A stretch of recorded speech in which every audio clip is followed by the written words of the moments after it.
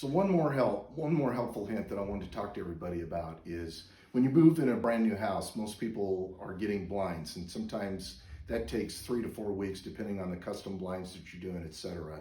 And so one thing you can do is go to Lowe's or Home Depot, and they have these temporary pleated shades, and they come in a box of, I don't know, 8 to 12.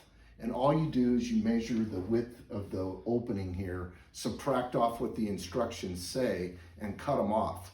And then at the end of those, there is a piece of adhesive tape, and you pull it off and stick it to the top of the window frame, not to the paint, because it will pull the paint down. But once you stick it to the top of the window frame there, you just let it go, and it looks like a professional pleated shade that comes down to the sill. And then if you want to let light in, you can just gather them up, and they come with these little clips. Kind of look like the old clothesline clips, and you can clip them partially up, and then you can lower them back down in the evening. Anyway, that beats the heck out of making holes in your wall or your trim and hanging sheets over your windows, and they really do look professional from the outside.